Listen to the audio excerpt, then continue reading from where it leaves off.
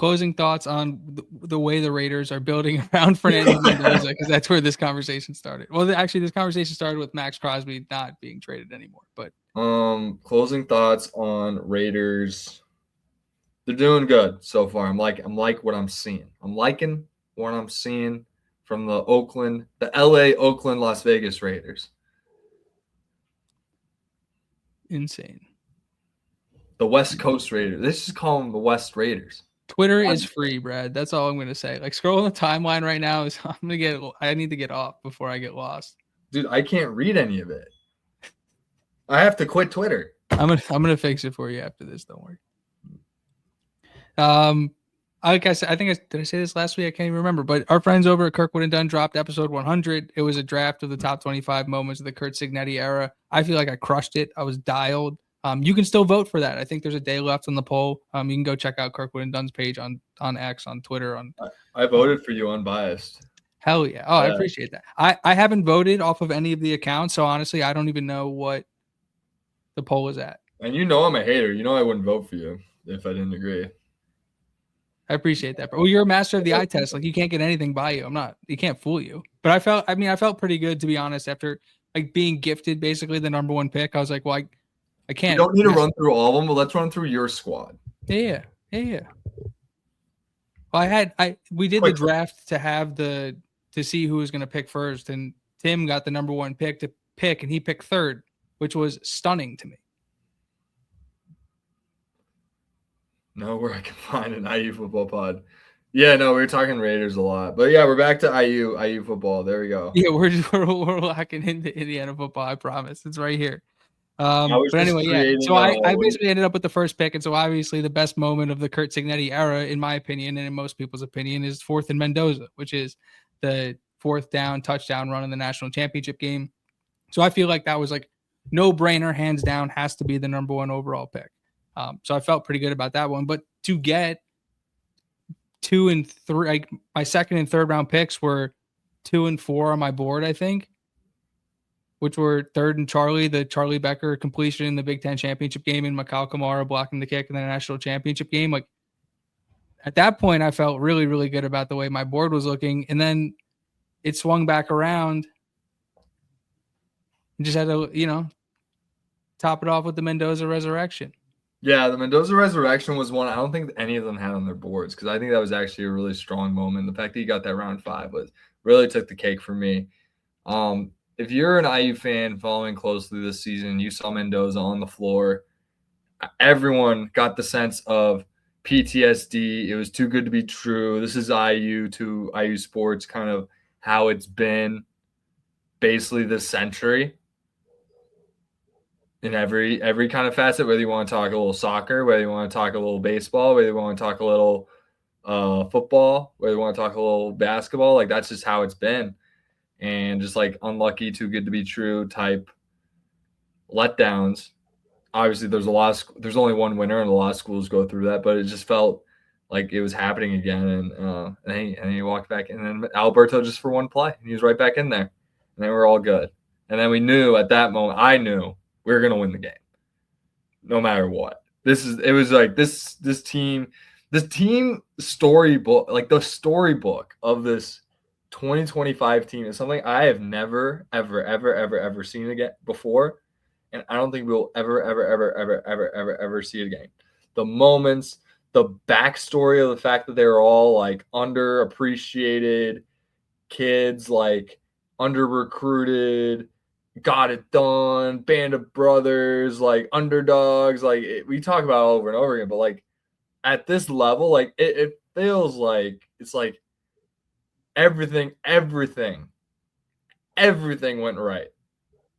And that's why I'm a little nervous. Like, you know what I mean? Like, right? Like we're gonna go through this team, and I'm really excited. I think it's one of our best rosters ever, but it's like everything went right.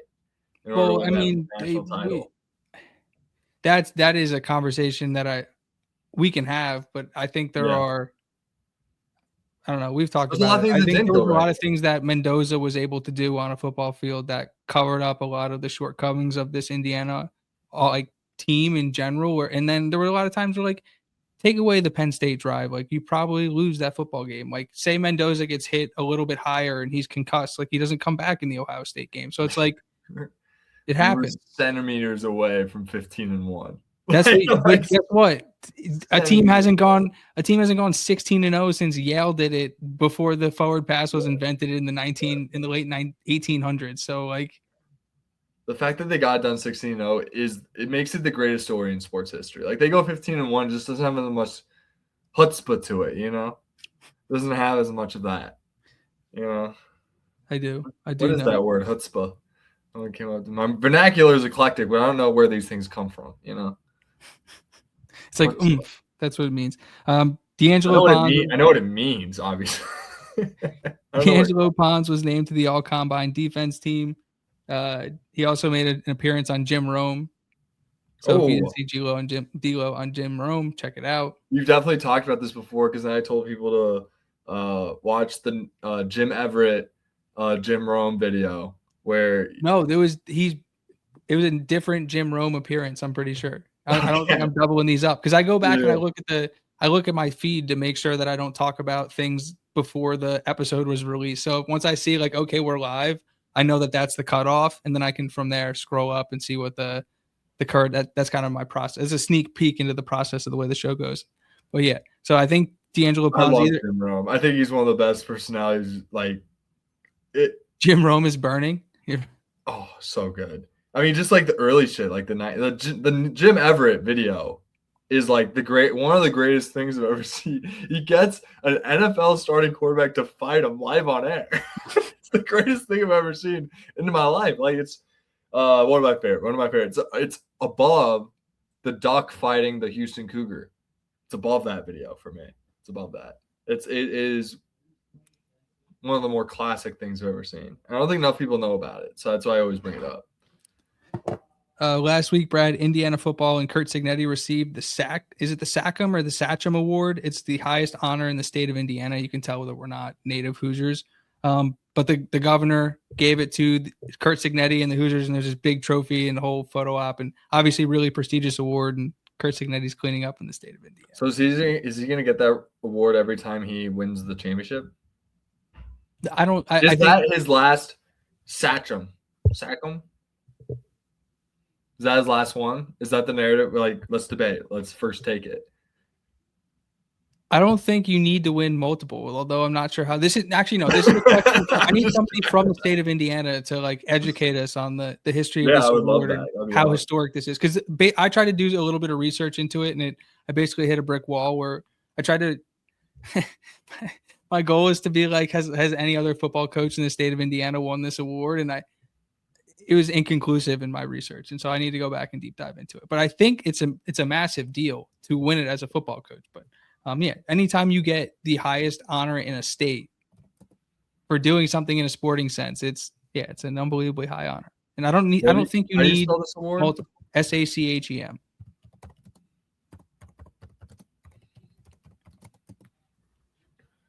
We ruffled a few feathers this week, Brad, when we said that Indiana had the best wide receiver room in the country. It's something we said. Yeah, we did.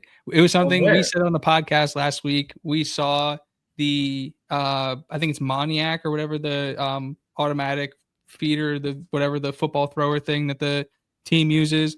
And obviously, like, that's something we believe, that we have the best guys in the country. But yeah, there was a lot of Ohio State fans who were like, whoa, at least in my comment section.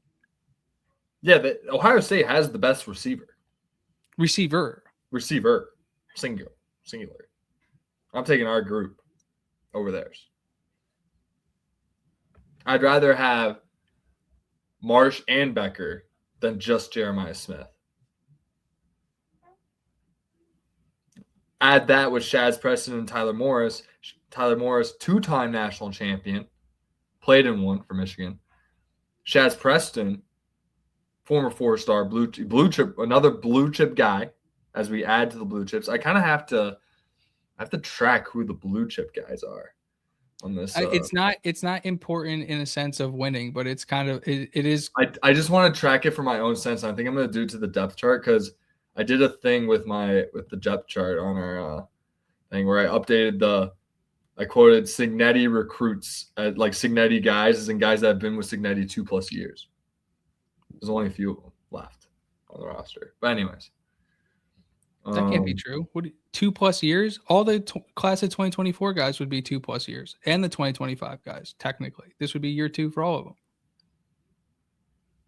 Yeah, there's only guess how many are left? Well, I mean, off the top of my head, I could just like Bones and Hardy and Landino and Tucker and out of 85 scholarships, how many do you think they have? That have been with Cignetti for more than 2 years? Yeah. Does 2 years count? More than 2 years. It's like redshirt sophomores and true juniors going into next year. Plus 12. No, it's more. 16.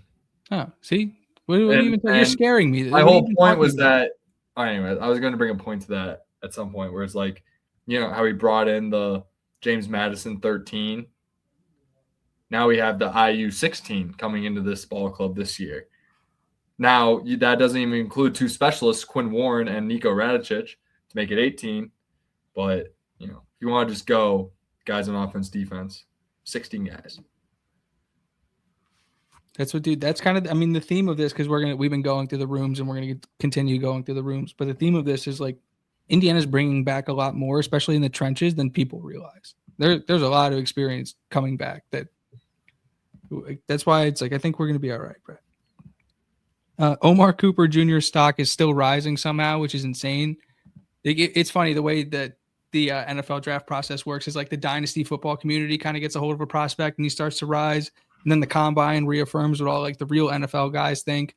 And then the dynasty community recalculates off of that. And so it's like a double like rocket ship for Omar Cooper. But like he the way people talk about this guy is I'd be stunned if he dropped into the 20s, but he's probably going to be a mid to late 20s pick, Brad. Mid to late 20s. For Coop? Yeah. Yeah, I got Coop. I had Coop going 19 in my recent mock draft. He has a first round grade for me. Mind you, I had Pons going 11, first corner off the board. So I'm trying to take my bias out of it because I take him at 14. He could be the first receiver taken. You could talk me into it. He could. I think he is definitely the one where you can't really, even if you pry, you can't really find a red flag on Omar Cooper at all. Was a 4-star recruit. He's been the guy. He's been a blue chip. Now he's a top pick. He puts in the work. He comes from the Cignetti system. He can play inside, outside. He wins 50-50 balls. He can run slot routes. He can win contested catches very high. He catches them one-handed. He does spectacular stuff. He's very hard to tackle. He's got yak to him. He can make guys miss. He can shed tackles. Like what? He can take end arounds to the house. It's like, what more do you want from a guy? Probably gonna put up 25 reps on the bench. Like, that's first round. That's first round. That's what it looks like. To piggyback off of that, Brad, we got first round smells. First round is first round. To piggyback off of that, we got Indiana's Pro Day participation list, or the expected participants. They are Khalil Benson, Kaelon Black, Devon Boykin, Jonathan Brady, Pat Coogan, Omar Cooper Jr., Stephen Daly, Aiden Fisher, Brendan Franke, Roman Hemby, Mikal Kamara, Mark Langston, Mitch McCarthy, Fernando Mendoza, Lou Moore, Riley Nowakowski, D'Angelo Pons, Dominique Ratcliffe, Elijah Surratt, Holden Stays, Solomon Van Horst, EJ Williams, and Kellen Wyatt. Thank you for listing all the seniors in D'Angelo Pons. That was very helpful. And good job, Geezer. I appreciated that. Just for the people who haven't seen it yet. Yeah.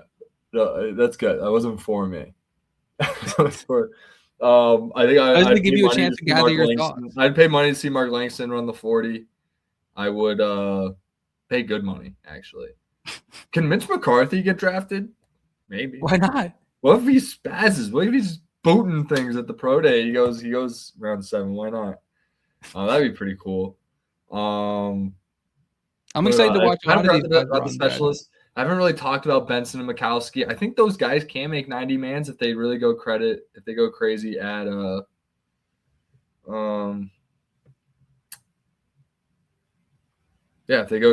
I mean, if they go crazy at a rookie minicamp. I mean, I just don't like, in my own personal evaluation of Benson and Mikowski, they're not very high. Oh my. Those guys couldn't get consistent reps as seniors. They were on the national champions, so but they weren't able to. They got a chance to show up athletically and make a little noise. They weren't able to get consistent tick. And I, as an evaluator, that's a red flag, right? I'm just telling you how the scouts are seeing it, right? Like, you can't get consistent reps at a school your senior year. Yeah, you're gonna get more benefit of the doubt being at the national champion as being at like UCLA. That's for sure. But doesn't look great, you know. We'll see. Exciting pro day. I'm excited to watch Pons run, obviously. And then Surratt and all those guys. But yeah, for sure. Not football related, obviously, so I don't know if we're going to get blasted in the chat again. But last week, Indiana women's basketball, I know their season ended, but they had an epic comeback against Nebraska. So I don't know if anybody saw that, but Austin Render had an awesome call. And yeah, that was good stuff. I'm excited for the future of Terry Morton's squad, but we can move forward.